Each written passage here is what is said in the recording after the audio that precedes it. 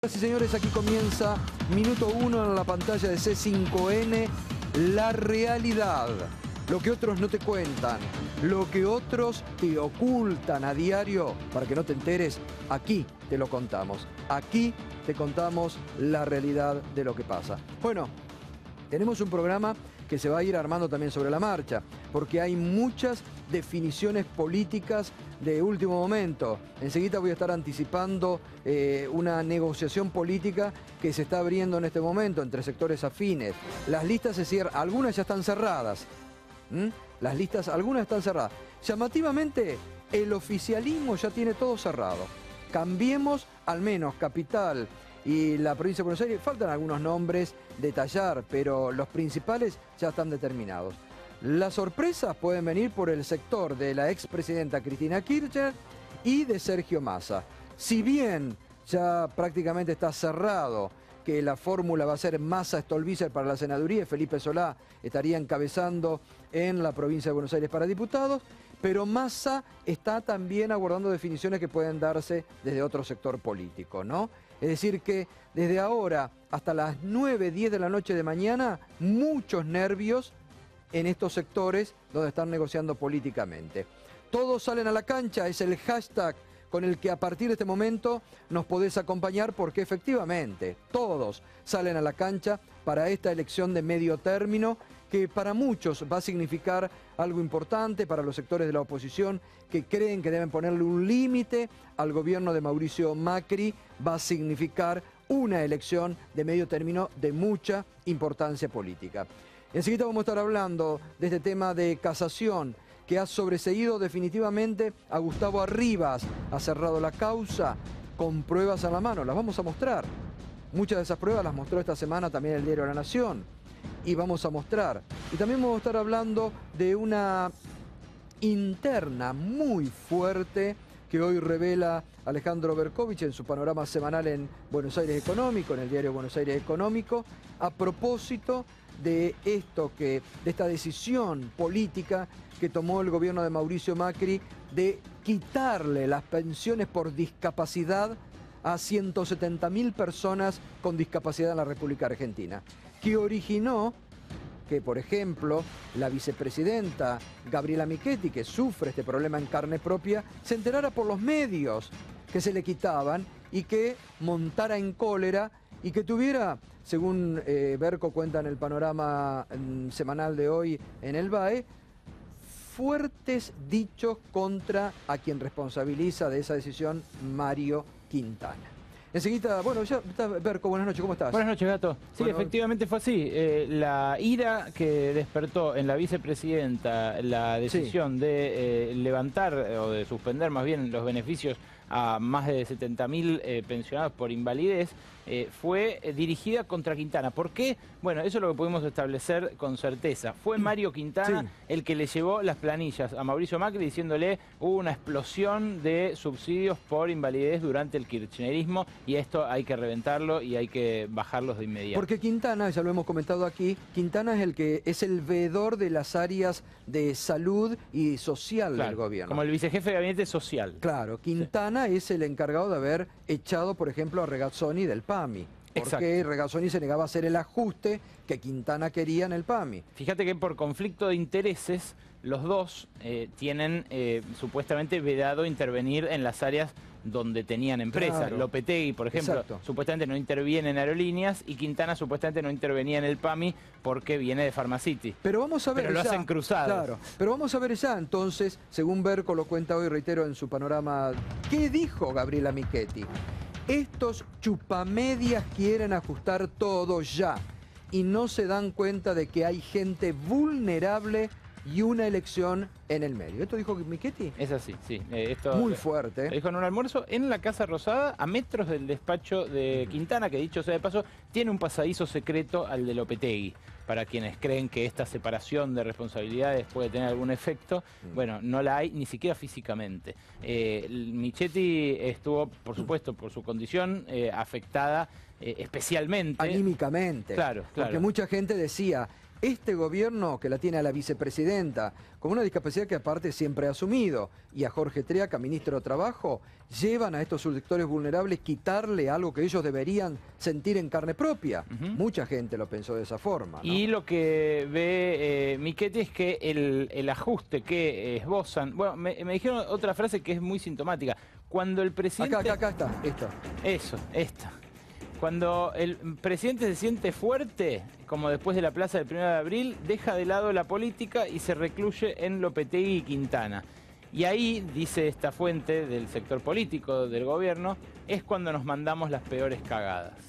Esto es evidentemente reflejo del conflicto que vos, Gato, siempre destacás entre el ala política y el ala CEO del gabinete. Pero, claro, lo que ocurre es que ahora que el presidente perdió imagen, perdió ese buen momento que atravesaba después de la plaza del 1 de abril, bueno, se abrió de vuelta la discusión y el resultado de este cierre de listas es más bien producto de esa tríada que conforman el presidente mismo con Horacio Rodríguez Larreta y María Eugenia Vidal. Claro, pero ahí también yo lo conté ayer y a mí me lo contaron de muy buena fuente. Ahí también se ha abierto otra grieta por estas listas que se cierran mañana y por la decisión de ponerlo a Esteban Bullrich como candidato a senador. Totalmente. María Eugenia Vidal hasta último momento quería que la candidata a senadora sea Gladys González.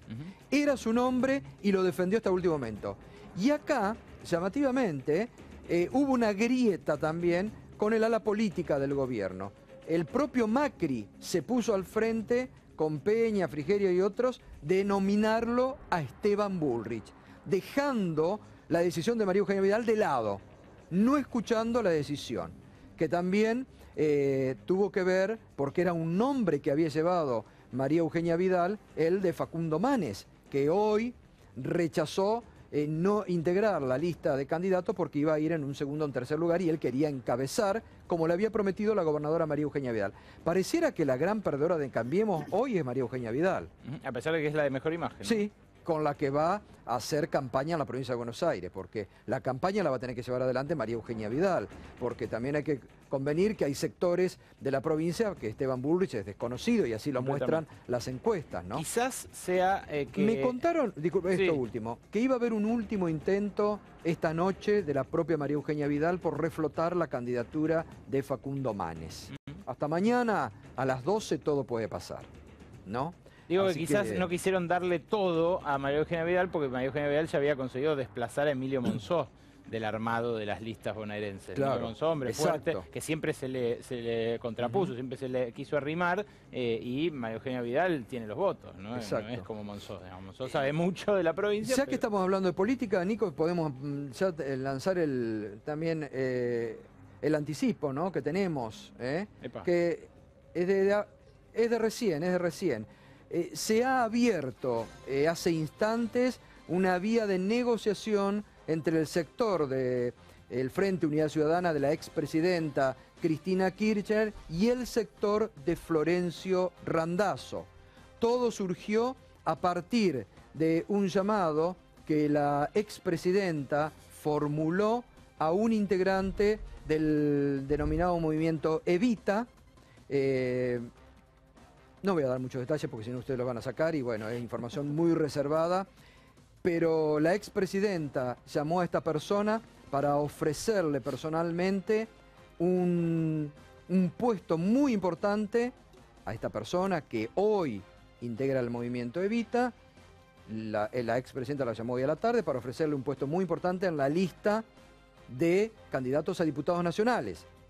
Esta persona, muy racional muy racional, un ser político muy racional, le dijo: yo te agradezco, pero ¿por qué no intentamos un último acercamiento con el sector de Florencio Randazzo y ver si podemos ir en esa lista de unidad que vos estás proponiendo? Y la expresidenta le dijo: bueno, te habilito a vos para que inicies las gestiones. Son las gestiones que se están realizando en este momento. Reitero, la pelota está del lado de Florencio Randazzo y del movimiento Evita. En el movimiento Evita hay algunas personas que se resisten a un acuerdo. Pareciera que el sector más duro del randacismo es el movimiento Evita, que se resisten a un acuerdo político con la expresidenta. ¿Y las negociaciones entre Massa y Randazzo ya están todas No, cerradas? eso está encerrado. Y justamente no anuncia el sector de Sergio Massa las candidaturas porque está esperando estas negociaciones porque le pueden cambiar a él el escenario, ¿no? Hasta hoy estaba la fórmula Massa-Stolbizer para senador, Felipe Solá como candidato a primer diputado nacional. Si se produce un acercamiento, reitero, que hace momentos se ha iniciado, habilitado por la expresidenta Cristina Kirchner con el sector de Florencio Randazzo, y puede haber una lista de unidad a la que aspira la expresidenta, bueno, claro, el sector de Florencio de Sergio Massa tendría que barajar y dar de nuevo con las candidaturas, con los puestos y con los encabezamientos. Ahora, Gato, que se lo ven que dando, no va a haber en ningún lugar, en ninguno de estos lugares de más relevancia en términos de padrón electoral, es Paso, ¿no? Y Paso va a haber si Randazzo dice que no a estas negociaciones que le están proponiendo y sigue, hay Paso ahí, porque está... Claro, una Paso deslucida con Isi. Y bueno, pero está Isi. Bueno, hoy se anotó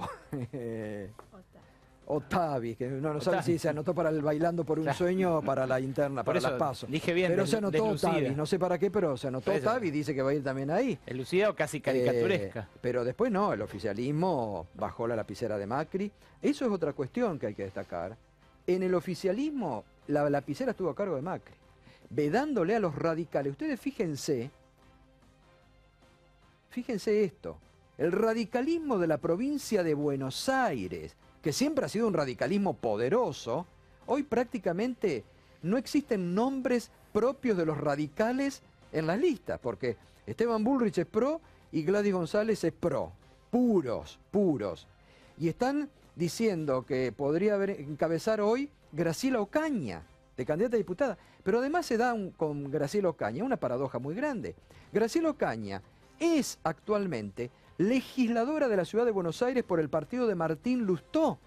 Yo la verdad que no entiendo estas cuestiones de la política, si tiene que renunciar al partido de Martín Lustó para pasarse a Cambiemos, pero va a ser, allí está, senadores va a ser Esteban Bullrich y Gladys González, diputados encabezaría Graciela Ocaña y Héctor Totti Flores. Digo encabezaría porque reitero esto, María Eugenia Vidal va a hacer un último intento con Facundo Manes, que en todo caso Facundo Manes representaría el radicalismo. Ahora, ponele. Facundo Manes dice, no, si no soy primero no voy, esto es lo que le dijo hoy, si no soy primero no voy en la lista, y ahí es donde también, por imposición de Mauricio Macri, la ponen a Graciela Ocaña de candidata en primer término. Por eso digo, la lapicera, Macri ha corrido a los radicales de la provincia de Córdoba, que fue el bastión que le dieron el triunfo. Ahí todo parece que va a ser Baldassi, el candidato, un pro puro. Bueno, y otro que se coló muy arriba en la lista porteña del PRO, ya no de Cambiemos, sino del PRO, es Fernando Iglesias, también otro pedido del presidente. Pedido personal del presidente. Bueno, ahí en el PRO hay mucha bronca porque dicen que han perdido, los candidatos a diputados nacionales han perdido muchos lugares porque la mayoría se los llevó Elisa Carrió, ¿no? Va a ir Elisa Carrió. Aparentemente Carmen Polledo sería segundo. No sé si esta persona es la que estuvo presidiendo la legislatura. Sí, pero porteña. ¿no era la que tenía alguna relación con Time War? Eso no lo sé. ¿En las habilitaciones? El marido. ¿El marido? Sí. Fernando Sánchez iría como tercero. Ahí Elisa Carrió ha pedido por Mariana Zubik para que la pongan de diputada, pero ¿No es resiste. santacruceña? Bueno, era santacruceña, pero hace muchos años que no vive más en Santa Cruz y no tiene ninguna relación con Santa Cruz, aunque vive hablando de Santa Cruz. Y después Fernando Iglesias por pedido del presidente. Ahora, fíjate vos que de estos 5 primeros nombre una sola pro. Después todo ganancia para Lilita Carrió. Claro, Polledo, que es Horacio Rodríguez Larreta pura, ¿no? Sí, que es pro pura. Y pone Horacio Rodríguez Larreta el primer candidato a legislador, que es Andy Freire, el ministro de Modernización, que va de primer candidato a legislador porteño. Y está pujando, esto es insólito, Yamil Santoro, que está haciendo campaña esta noche desde minuto 1 para que lo pongan, a ver Horacio Rodríguez Larreta, los del PRO, que miren acá porque vino con cartel propio hoy Santoro, que está pidiendo ser candidato a legislador. ¿No cerraste todavía la lista? Estamos todavía dando ahí la buena batalla para ver en qué lugar vamos. Así que casi querés ser, y ya que arrancamos la política acá, hacemos el cierre y bueno, la discusión acá también. muy bien, está casi pidiendo insólito, Está Santoro legislador, se trata así que están tuiteando con eso, así que pueden acompañar por ahí. bueno, casi, porque con el hashtag claro, Santoro legislador. es casi un milagro para Altamira, ¿no? Una reedición, No, acá una es reedición. no un pedido. Bueno. Bueno, entonces reitero, la información política fuerte de último momento es la negociación que se ha abierto esta noche, autorizada por la expresidenta Cristina Kirchner, de un integrante del movimiento Evita, a quien la presidenta esta tarde, la expresidenta esta tarde, le ofreció un puesto de relevancia en la lista de candidatos a diputados nacionales, y a instancia de esta persona le dijo: si me autorizás podemos hacer una última negociación. La expresidenta le dijo: sí, estás autorizado, y han empezado entonces a tratar de conformar una lista de unidad con el sector de Florencio Randazzo. La pelota está en manos ahora del sector de Florencio Randazzo, del movimiento Evita, y hasta mañana a las 12 de la noche mucha agua todavía puede correr. Y el sector de Sergio Massa, que está esperando estas definiciones del sector de la expresidenta y de Randazzo para anunciar sus candidatos. Muy bien. Llamativamente hoy se ve que las presiones casi cotidianas que el Ejecutivo hace sobre la justicia, de aprietes, la marcha del martes que fue de apriete a muchos jueces federales y a la justicia, han dado resultado en algún segmento de la justicia argentina, porque la Cámara de Casación hoy ha sobreseído definitivamente al titular de la AFI, Gustavo Arribas. Llamativamente en la semana, que el diario La Nación, lo mostrábamos en las últimas horas, había puesto esta semana la información del colega del CONADAMUN. Meirelles aportó documentación sobre Arribas en Brasil. Entregó a la justicia de ese país copias de las 4.000 transferencias bancarias realizadas para empresas investigadas. Entre ellas figuran los giros al actual jefe de la AFI por $850.000. Bueno, en la semana en que el diario La Nación publicó esto, y que también decía, a pedido de los fiscales argentinos, el cuevero brasileño Leonardo Meirelles se presentó ante la justicia de su país y entregó copias de las 4.000 transferencias que completó durante años para Odebrecht y otras empresas investigadas en el Lavallato, entre otros los giros que afirma que hizo para el actual jefe de la Exide, Gustavo Arribas, por un total de $850.000, según confirmaron fuentes tribunalizas brasileña a La Nación. Y también en la semana, ayer, se conoció el testimonio, por primera vez, se dio a conocer públicamente, el testimonio del cuevero Meirelles a los fiscales y a los fiscales argentinos. ¿Qué dijo Meirelles? Escúchelo. Suscribir el acuerdo de delación premiada, ¿se enteró de operaciones vinculadas por Argentina o del nombre de algún emisario?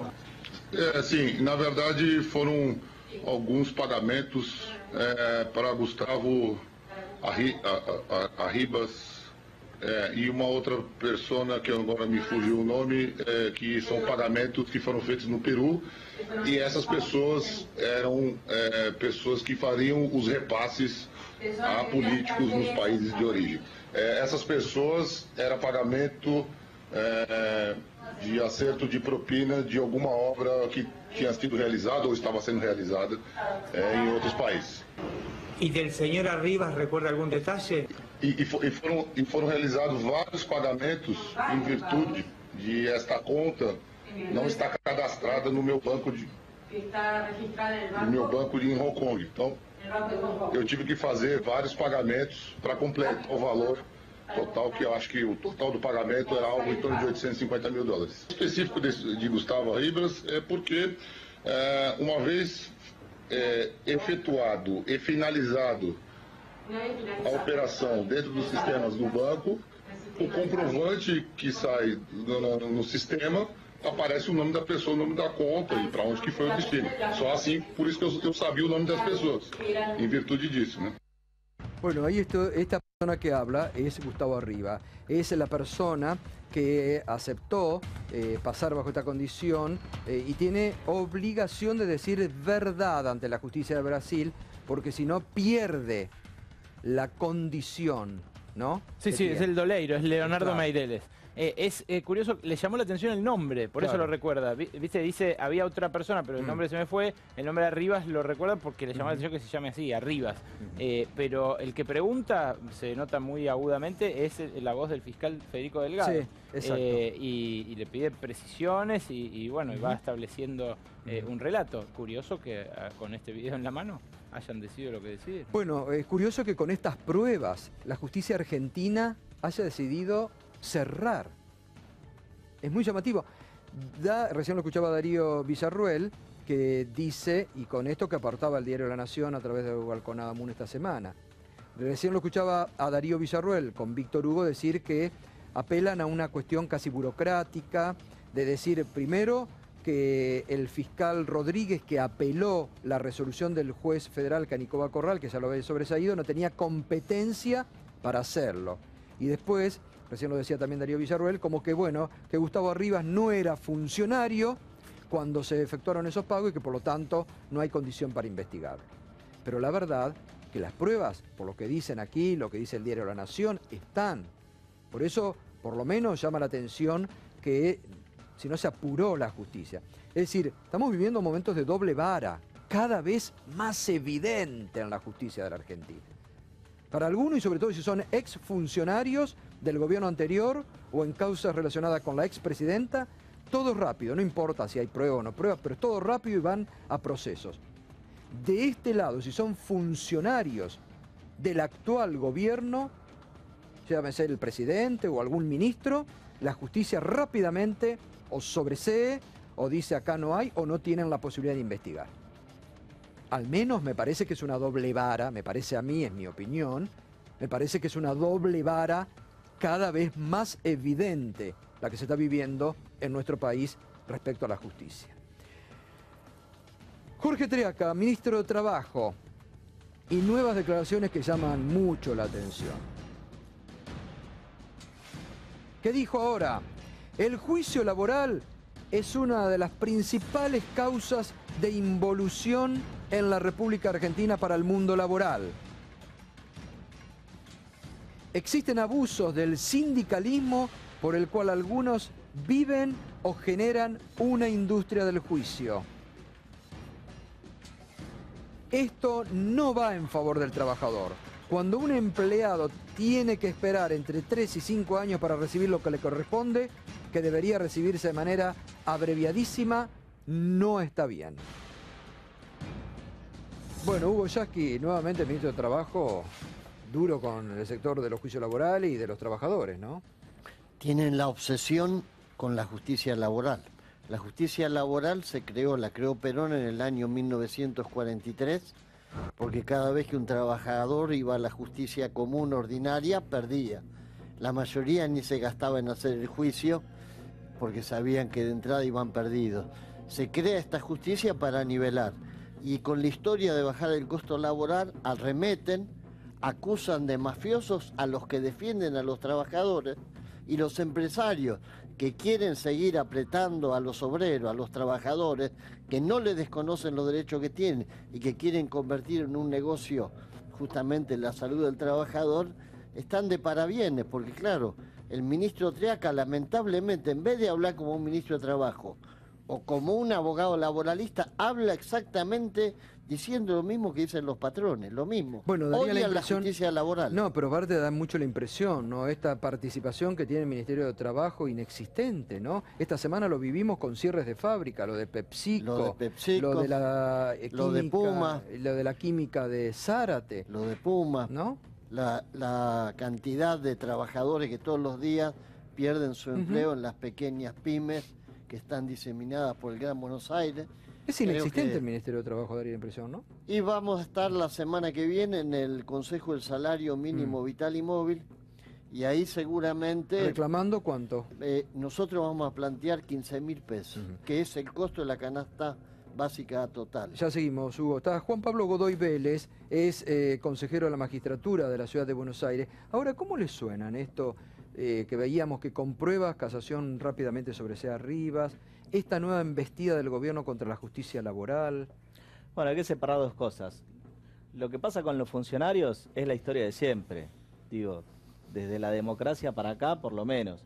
Funcionario que está en el ejercicio del poder, no se investiga, se sobresee, y una vez que pierden el poder, a la carga. No hay nada nuevo.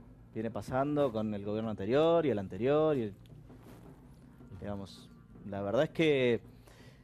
Ahora, no hay por parte del gobierno, hemos visto las últimas expresiones del presidente cuando dijo, bueno, si los jueces no hacen lo que nosotros queremos, vamos a tener jueces que nos representen, o la embestida contra la justicia laboral también por parte del presidente. Lo de la justicia laboral es terrible porque, digo, con el caso de Raffaelli o la otra camarista, Graciela Marino, los mandan a juicio político, digamos, los denuncian ante el Consejo de la Magistratura de la Nación, en definitiva por un fallo donde les ordenan restituir al AFCA trabajadores despedidos, digamos, estando comprobado que fue de manera discriminatoria, o lo mismo cuando hicieron cumplir los jueces de primera instancia a los bancos, en definitiva, el mismo acuerdo paritario que habían celebrado. Claro. Digo, sí. Acá pasa siempre lo mismo. Se habla de la industria del juicio, y la industria acá es del incumplimiento, claro. ¿sí? Del incumplimiento de las empresas con las condiciones de trabajo, ¿sí? Porque no cumplen con las condiciones de seguridad y higiene, el incumplimiento de las ART que no pagan. Eso lo que usted dice muy bien. Y después los trabajadores y los abogados tienen la culpa. Es claro. Digo, si hay juicios porque hay incumplimiento de la parte empresarial. Yo no creo que ningún trabajador quiera quedarse sordo, medio ciego, con una mano menos cuando hay problemas de algún empresario que no cumple con las normas laborales. Al revés, ¿no? es lo que nosotros lo decíamos acá, Gato, con estadísticas en la mano el otro día. Si hay un 34% de informalidad, entonces quiere decir que hay potencialmente como 4 millones de juicios de gente que trabaja en negro que podría ir y decir, señor, cumpla con la ley. Y no lo hacen. O sea, al revés, hay pocos juicios laborales en comparación con las violaciones que hay cotidianas a la ley laboral. Vos sabés que el año pasado tuve la oportunidad de estar, a principio de año, en el Congreso mientras se debatía en comisión el proyecto de ley de ART. Claro. ¿Sí? Y lo que se planteaba era que de la cantidad de siniestros registrados, ¿sí?, tenías solamente un 15% que se judicializaban. Claro, ¿sí? Entonces, ahí tenés el verdadero número de qué es lo que se judicializa. Ahora seguimos, porque quiero compartir, que Berco comparta con usted los números que se conocieron en las últimas horas de los porteños, el distrito más rico de la República Argentina. Vemos ya como la zona sur de la ciudad de Buenos Aires ha crecido el desempleo, 14%. Aquí, el distrito más importante, rico, y entre los jóvenes, ¿cómo está? Y ahora, una encuesta que se ha hecho en las últimas horas, este dato. En general, le preguntan, fuente es una consultora... Move Group, así es. En general, con su ingreso, le preguntan a los porteños, ¿le alcanza para llegar a fin de mes? El 58% de los porteños responde que no le alcanza el sueldo actual para llegar a fin de mes. No, al revés, que le alcanza. Que le alcanza, perdón. Y al 39% no le alcanza. Casi un 40% de la población, muy importante, casi un 40% de la población no le alcanza el sueldo. Estamos hablando de la capital federal, distrito más importante, no le alcanza. Y como decimos siempre, con un ingreso per cápita parangonable a algunos países del centro de Europa, de Luxemburgo, de Bélgica.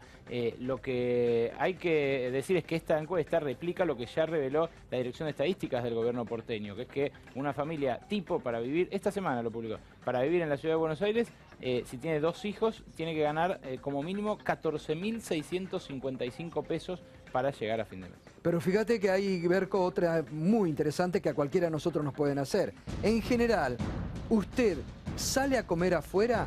En caso de que sí, ¿con qué frecuencia? Y sale, 38% responde que ya no sale a comer afuera. 38%. 23% solo en ocasiones especiales, 21% al menos una vez al mes, 14% al menos una vez a la semana, 4% no sabe, pero el 38% ya, chao. Es otra de las cosas que se han eliminado, deciste, de ir a comer afuera. Y esto pasa en la capital federal, ni hablemos del interior del país. Donde los datos son dramáticos, porque ya directamente tenemos situaciones de gente que no llega con la comida, de escuelas donde se van con el tupper a buscar lo que sobra del comedor escolar para darle a los otros Acá muy cerca, en el conurbano, ¿no? En el conurbano, eso lo vemos todos los días y se vive con angustia porque no hay posibilidad de darle contención. Es como una avalancha que está creciendo y creciendo, y a mí me preocupa mucho que no haya respuesta de las autoridades, que no haya ningún registro de lo grave que está la situación en los conglomerados urbanos, como por ejemplo Gran Buenos Aires. Bueno, ahora seguimos. Yo quiero presentarles un tema de la realidad cotidiana. Como siempre decimos en este programa, siempre hemos traído las tribunas del pueblo a lo largo de este año y medio, donde hemos representado los problemas de carne y hueso.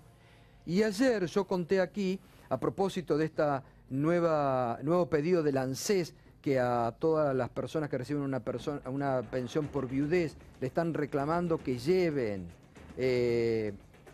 muchísimos antecedentes de hace, en algunos casos, 50 años. Conté el caso de una persona que ayer en la radio me escribió para decirme que su tía de 83 años había tenido que viajar 83 años en colectivo a la provincia de Santa Fe a buscar el registro de casamiento de hace 50 años atrás. Bueno, eso después de un montón de tweets, y entre de las respuestas había uno de Ana Rodríguez, que está aquí acompañándome esta noche, ¿no?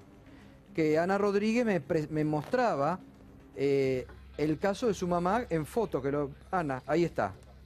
Esa es la mamá de Ana. Contá, Ana, buenas noches. Y contá. Hola, Gato, buenas noches.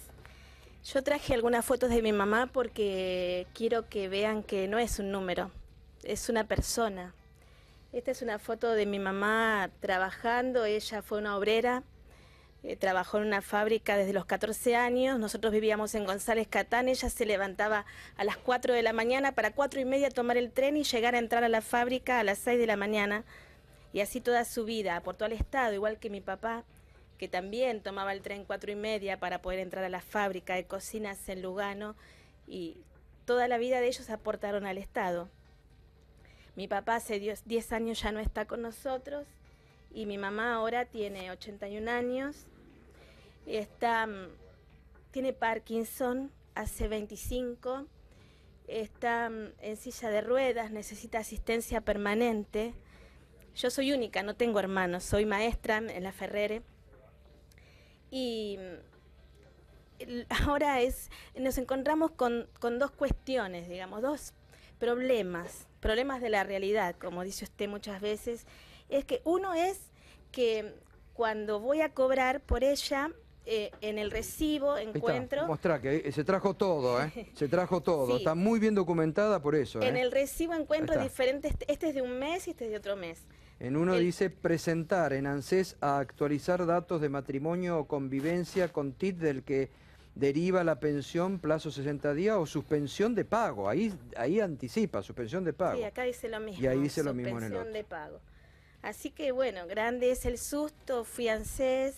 El otro día me pidieron estas cuestiones, digamos, la fotocopia y el original del certificado de matrimonio de ella y del certificado de defunción de mi papá, cosa que es difícil buscarlo porque mi mamá está algo perdida, digamos. ¿Cómo hago yo para encontrarlo? Además, claro. Además me parece como una situación tan cruel que yo me niego a naturalizarlo. Claro. La verdad me niego a naturalizarlo. Entonces, esa es una de las cuestiones. Ayer fui a ANSES nuevamente. Bueno, ayer justamente estuvo la doctora Bárbara Zarodowski, que es una especialista en temas previsionales, y decía que ustedes tienen en estas situaciones que decirle a ANSES, busquen ustedes en su base de datos. Claro. No me lo pidan a mí, busquen ustedes en la base de datos. Yo ayer fui a ANSES nuevamente y había fila, había muchos viejitos que ni siquiera podían expresarse, no encontraban las palabras.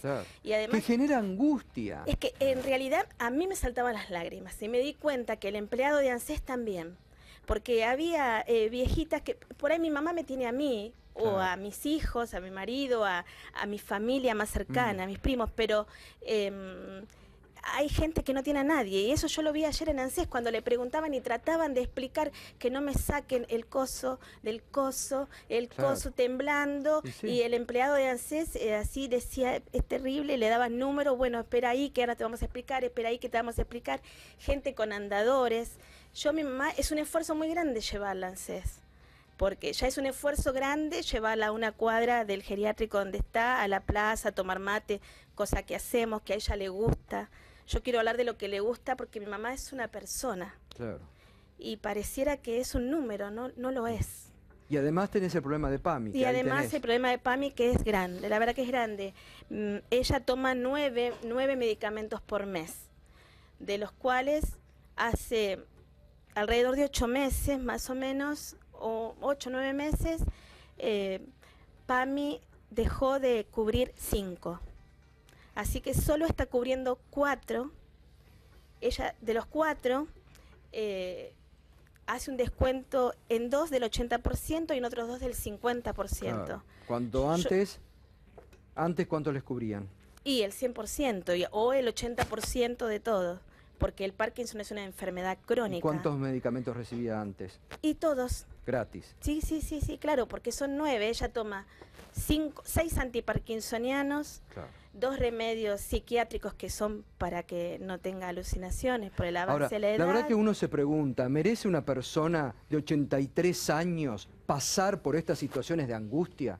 Que le quiten la pensión por discapacidad, que la hagan ir, que toda una familia se angustie, lo que me contábamos anoche. Yo digo, ¿tienen necesidad de hacer pasar por semejante situación a esto? Porque vos estás angustiada, ya desde antes de que llegaste al programa estás angustiada.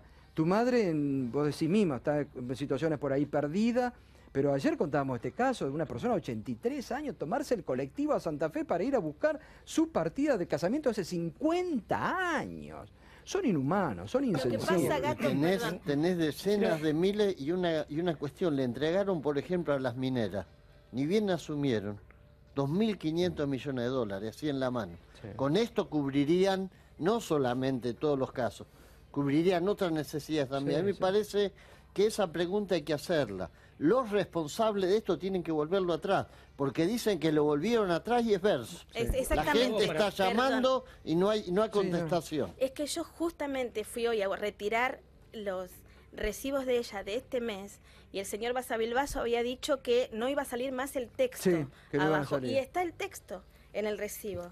En el recibo que yo retiré hoy está el texto. Sigue apareciendo. Lo retiré hoy, está con fecha de hoy, fecha de hoy del banco. Sí, a ver, Yamil. No, para tener un poco de tranquilidad, lo dijo Basavilbaso, si las personas no presentan la documentación no se les va a dar de baja. Está bien, pero hay necesidad de hacerles pasar estas angustias. A ver, vamos a entender la cuestión. Lo que se está haciendo es auditando que no haya pensiones o jubilaciones ilegales. Tengamos en cuenta que hace poquito se dieron de baja 1000 pensiones de personas que eran extranjeros, que nunca estuvieron en el país. Bien, pero ¿por qué no empiezan por eso? Pero den de baja los irregulares. Eso ya se dio de baja y ahora lo que se está haciendo es auditando esto, que no se le va a dar de baja a nadie si no presenta la documentación, que lo único que se está buscando, como hay muchos expedientes que no están digitalizados, que se pueda agilizar el tiempo de procesamiento de ANSES. Pero le haces pasar pero por eso mismo, una angustia a una persona de 83 años, Yamil, le haces pasar una... ¿Vos sabés lo que es vivir una persona de 83 años? Me tuve que hacer cargo de mi abuela en los últimos tiempos, así que no es necesario. Lo que te puedo decir es, si alguna familia tiene un adulto mayor que no está en condiciones de llevar esto adelante, no tiene apoderado, lo que fuera,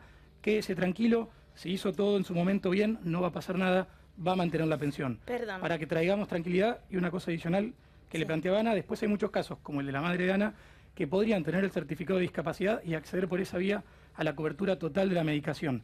Si tiene un adulto mayor que tiene algún tipo de discapacidad, hagan el trámite porque puede cambiar sustancialmente la realidad de la familia. Hay que dar esa información también. A ver, Ana. Sí, lo que yo quiero decir es que en realidad, Yamil, estás hablando de que las personas, los familiares, los apoderados del adulto mayor, pero en realidad hay adultos mayores, hay ancianos que no tienen a nadie y que a gatas logran leer lo que dice el recibo, porque nadie les avisó. Que no y saben me qué parece, se y trata. desde un lugar, ni siquiera desde un lugar, A ver, ¿me permite? me parece tan cruel. Es tan cruel. ¿Me permiten un minuto? Sí, es muy cruel, es muy cruel. Está Rafael Klexer, que es de un partido nuevo, Partido Popular, ¿no? Izquierda Popular. Izquierda Popular, son un partido casi nuevo en la Ciudad de Buenos Aires. Sí, venimos de los movimientos sociales, de la Confederación de Trabajadores de la Economía Popular. Intentamos representar a este nuevo actor económico y que seguramente se transformará en un actor político. Que ¿Van a presentar listas mañana? Sí, por supuesto. ¿Vos Junto vas a ir con de Claudio Lozano. ¿Vas a ir de candidato a legislador? A legislador, sí. Bueno, ¿y cómo ustedes que justamente vienen de estos sectores populares, cómo miran toda esta? Y en principio a mí se me caería la cara de vergüenza en el caso de Santoro, digamos, explicando... ¿Por explicar la realidad? Lo inexplicable. No, para nada. Nadie va a perder la pensión. ¿Quién se mete en política? ¿Quién se mete en política para suspender comedores en la provincia de Buenos Aires, para cancelar pensiones, para ir contra los jubilados? Está claro que están representando un programa restaurador que ni siquiera con Patrón Costa, digamos, pudieron, y ahora están en el gobierno, digamos, hay que poner un límite, en estas elecciones hay que poner un límite, junto con ese límite hay que discutir un programa de salida para frenar a este gobierno, porque lo que es peor acá es que van a seguir. Ya antes de las elecciones están diciendo que un día después se viene el ajuste fuertísimo. Sí, ¿Listo? pues. Este ajuste, en cuentagotas que nos están planteando y que no avanza más porque hay resistencia en la calle y que lamentablemente ahora en las elecciones no vamos a poder unificar lo que estuvo en la calle peleando, sino que va a haber diferentes expresiones. Nosotros lo que decimos es que hay que poner un límite a este gobierno. Este gobierno no puede seguir aplicando su programa restaurador, haciendo crecer la haciéndose economía, lindo. bajando la inflación, generando puestos de Cuando ustedes empleo. demuestren que está Dale, creciendo la Rafael. economía, lo charlamos. está Yo no creciendo discuto la más la economía. pobreza, hay que discutir la riqueza en este país. Hay que discutir Los la verdaderos generación de empleo, choriplaneros son los hay que discutir empresarios. sacar a Déjame la gente terminar. de la precarización. Déjame. Los verdaderos choriplaneros son estos empresarios que viven del Estado, de la obra pública, de las coimas de Odebrecht, que tienen promociones industriales y que ponen en el Ministerio de Trabajo un representante que cuando puede tira contra los trabajadores, porque el real objetivo es liquidar a la resistencia del movimiento obrero para aplicar un programa a la baja y seguir capturando la renta que socialmente tienen los trabajadores. Esto hay que frenar, tiene que haber un límite. A ver, un minuto, sí, Yamil.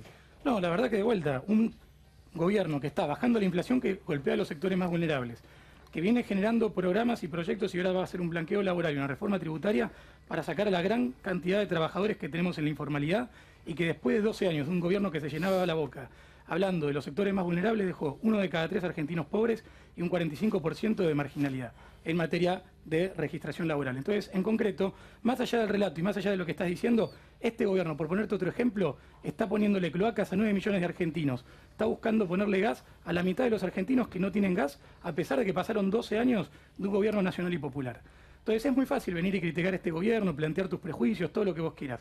Si vamos a los hechos, si vamos a la realidad... Hace 25 años que trabajamos organizando en la Argentina el resultado de una clase política que ha fracasado en este país. Nosotros somos el resultado del fracaso político. Y hace 18 meses. En 18 meses. Frenó la recesión, está levantando la economía, está generando puestos de empleo. Veremos en las elecciones. Entonces deja de llevar a 25 años un gobierno que arrancó, que es de coalición, que tiene sectores de Este distintas programa ideologías y está arrancó el 18 meses. 24 de marzo de 1976. No tiene Rafael, 18 por favor, meses. no digas pavadas. A ver, un minuto.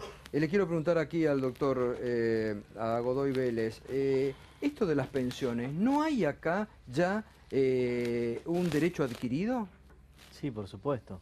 Ese gobierno, ¿por qué se la sacan? ¿Estaría ahí en algo ilegal, digo, de las personas Sí, con lo que pasa es discapacidad que toda sacó? esta gente va a tener que reclamar en el Fuero de Seguridad Social, que está 10 veces más colapsado que el Fuero Laboral, Y una persona que tiene 83 solamente 10 juzgados Una persona de 83 años se muere en el camino. y un promedio Y que de es lo unas único que tienen para 250.000 juicios iniciados por año, con lo cual, sí, más vale.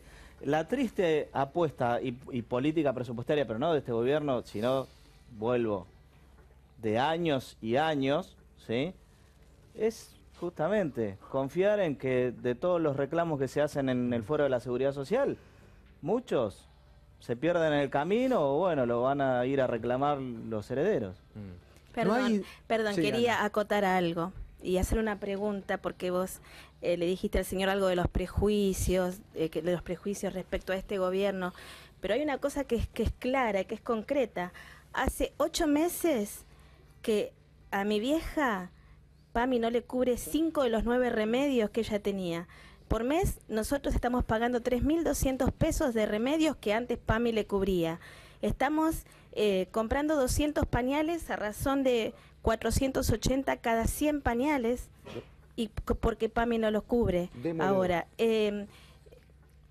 digamos, la realidad cotidiana de los seres humanos, de nosotros, los argentinos, los laburantes, los jubilados, los pensionados, las personas discapacitadas, va más allá de la chicana, va más allá. Es muy duro, es muy duro. Yo veo a mi vieja, prometí no quebrarme, pero es mi realidad. Yo soy docente en la Ferrere y veo los pibes como vienen al comedor el doble que hace 1 año y medio. Y que se le da lo que se puede, porque tampoco es mucho lo que se le puede dar.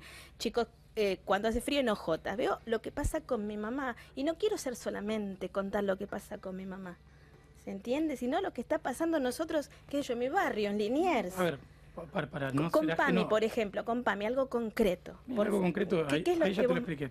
En tu caso y en el de muchas otras familias, vos tenés la tutela plena del Estado a partir de contar con el certificado de discapacidad para el caso de tu madre. Lo que pasa en Argentina, y hay que decirlo, es que hay muchísimos casos donde personas podrían acceder a un beneficio, por ejemplo, la tarifa social.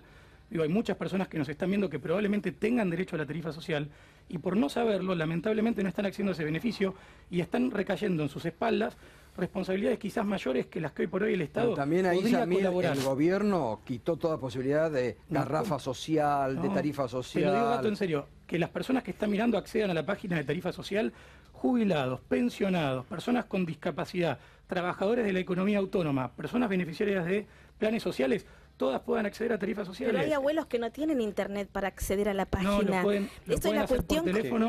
Con todo lo que decís, volvió el estado de bienestar en la Argentina. Nunca se fue el estado de bienestar. De hecho, se mejoró y se amplió. Y te voy a Es un cinismo increíble. y te lo voy a decir con tu chicana. La verdad, este pibe es un héroe de presentarse acá y dar la cara. Rafael, porque miramos que está discutiendo con otro. Los subsidios energéticos en la Argentina iban de los sectores más vulnerables. Los subsidios a las empresas en el país son 500.000 millones de pesos. Tu chicana, ¿Cómo discuten eso? En el gobierno anterior, yo quiero los subsidios a la energía iba. Yo quiero discutir los 500 a la clase media millones de pesos le pagábamos que le dan la a las pileta empresas. climatizada a la gente del country y el interior le pagaba la área metropolitana de Buenos Aires. Ahora con la tarifa social el subsidio va a quien más lo necesita. Lo que tenemos que hacer todos, políticos de todos los partidos, periodistas, comunicadores, es ayudar a que todo aquel que lo necesita, vos que trabajás en los sectores con los sectores más vulnerables, informar y ayudar a que la gente acceda. Los beneficios están. Ahora se pasó una política que beneficiaba arbitrariamente a quien no lo necesitaba a un gobierno que se focaliza en quienes más lo necesitan. A ver, mira, no, yo creo que Yamile está sentado en un lugar mostrando un país que no existe. Lamentablemente es así. Vos podés repetir como si fueras un contestador telefónico hasta la eternidad lo que estás diciendo. La realidad es que hoy hay más hambre, más padecimiento, que se le saca a la gente el subsidio que tenía, que gente que no tiene instrumentos culturales o que no tiene un familiar, 2 que van en silla de ruedas. Si vos te metés un día en el ANSES, un solo día, metete un día en el ANSES a ver la gente que va y te parte el alma. Yo lo he visto. Entonces me parece que hay que hablar de la realidad. Hoy hay menos trabajo. Eso lo dice el INDEC, mira, no lo decimos, no lo decimos las organizaciones sociales. Cayó el salario, perdóname, cayó el salario, hay menos chicos en este momento yendo a la escuela, hay menos posibilidad de progresar, la gente se achica, esta es la realidad. No es Ustedes lo lo tienen que bien, sí, lo tienen que ver y lo tienen que aceptar, porque si no, vamos a llegar a un punto que no queremos llegar, donde va a ser muy difícil para el pueblo argentino seguir soportando este tipo de políticas. Hay que cambiar las cosas, lo tienen que ver. Les dimos algunas posibilidades. Ley de emergencia ocupacional, pedimos la emergencia social. No quieren ver la realidad. Y es un problema, no tuyo, de los que están arriba, de los que están usufructuando la posibilidad de llenarse los bolsillos a costa del padecimiento de gente que no se merece, como esta mujer, después de haber trabajado toda la vida, semejante trato. Mira, Hugo, ¿hace cuánto nos venimos cruzando en estos canales? ¿Ya más Muchas de 2 veces, años? 3, 4. Perfecto. Desde que arrancó este gobierno vos ya pronosticabas que iba todo mal, que iba a salir todo para peor. Llevamos la inflación ya a la mitad de lo que fue el año pasado, corrigiendo muchos de los problemas macroeconómicos. Argentina este año vuelve a crecer. Pero con 5 millones y medio de pobres. Se están generando puestos de empleo. Veníamos de una economía que hace 5 años no lograba generar crecimiento real, que bajó el PBI per cápita, y ahora lo que se está tratando de hacer, que de hecho ya se está logrando y se están empezando a ver los frutos, es que Argentina entre en una senda de crecimiento sustentable. Entonces podemos discutir cómo hacer, por ejemplo, para que la información llegue a los sectores más vulnerables. El gobierno está llevando adelante un programa muy importante que se llama El Estado en tu Barrio, y van a cada barrio a llevarle a la gente, o que andes bien, por ejemplo, en las provincias del norte, para informar y para llevar esta información. Que tenemos que redoblar esfuerzos, que todos tenemos que comprometernos con eso, sí, coincido 100% con vos. Se está haciendo mucho. Cuando las vecinas y los vecinos, sobre todo el conurbano bonaerense, escuchan estos programas que van esta gente, más dicen, Rafa, no nos tiremos contra Cristina, no nos tiremos contra Cristina. Le digo, pero ¿por qué? Mira, estos son unos cínicos. Con Cristina teníamos esos medicamentos, está bien, no queremos al intendente, no queremos mediaciones, no queremos a los partidos, no queremos a la cámpora, no queremos a esto, pero a Cristina no nos podemos tirar. Ahora que se está discutiendo, porque estas son agenda ahora de la campaña electoral. Se entiende de por qué los vecinos en el conurbano, en los sectores populares de la ciudad de Buenos Aires, dicen, con Cristina no nos tiremos, no queremos lo otro, pero ¿por qué? Porque se está pintando una realidad que no es tal. La gente está sufriendo. La gente que tenía para comer, hoy ya no tiene para comer. Hoy, como dicen, si hay alguien maltratado en este país son los jubilados y los docentes, que a vos te tocó los dos, no sé qué paciencia tenés en tu casa, digamos, un tipo ISIS, tenés que ir contra alguno. Digo, si hay maltrato, los docentes, los trabajadores, ahora los jubilados y los discapacitados. ¿Quién se mete en política para hacer eso? Aquellos que quieren claramente o llenarse los bolsillos, vivir a costa de los trabajadores, o generar tanta ganancia para las empresas que cuando termine este gobierno se van a Panamá a llenar los bancos. Pausa y enseguida volvemos y continuamos con el debate.